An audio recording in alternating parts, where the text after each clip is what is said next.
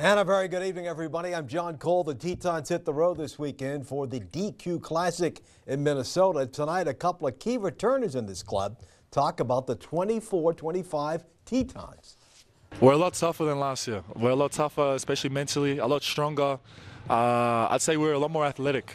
That's probably the biggest thing. Last year we weren't, and myself included, we weren't too athletic, but we got a few guys from different places, and they can jump. What do you have to do better? Well, I'd say probably be a better leader. You know, now being a sophomore, I know what's expected of me. I know I got to be there for the boys.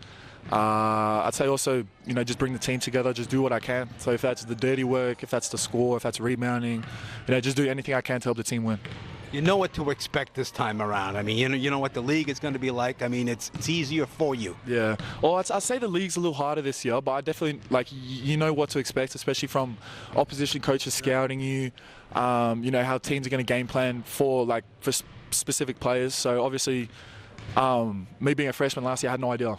You know, playing against Americans for the first time, and now this year it should be a little bit smoother sailing, I'd say. I think we got a pretty good team. You know, just kind of working out, getting a few of the new people incorporated, but I think for the most part we've been doing a pretty good job, and I think a lot farther on than last year at this time. What do you think you have to get better as a sophomore? You know, I think I just got to, work on a little bit, putting the ball in the hoop a little bit more. You know, I've been kind of distributing, and but just putting the ball in the hoop as me as a point guard, just kind of opens it up a little more for everyone else. So I think that's kind of what I got to do. Well, I mean, it's a transition. There's no question about that. I mean, tall kids. I mean, it's a battle.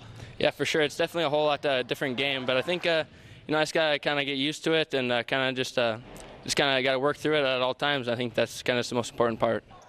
All righty, on Friday at 8 p.m., they will take on Minnesota North Vermilion, looking for their 5th win of the year. So how about that race for the Monday Conference title, Alex Herman? It's going to be really interesting, and especially this year we go a little bit different scheduling where everything's Sunday afternoons, Monday evenings, back-to-back doubleheaders. So it's there was a lot of really close games there in Newtown, and I mean I think through 1 through 8 it's got to be the closest as what it has been in a lot of years. You see that there's a few teams that took super big jumps with just kind of what they were able to bring in from the recruiting process of things and everything, and I think it's going to be a really fun league this year come January and come February.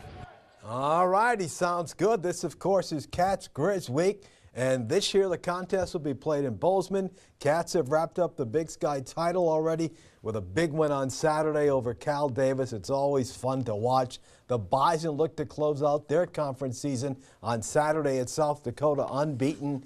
They have had a great year. There's no question about that. Coyote wrestling team, they're going to open up on Saturday at the Minot Early Bird. Watford City Tuesday at Legacy. The Wolves come to town on December 10th, and that's always fun when they get together.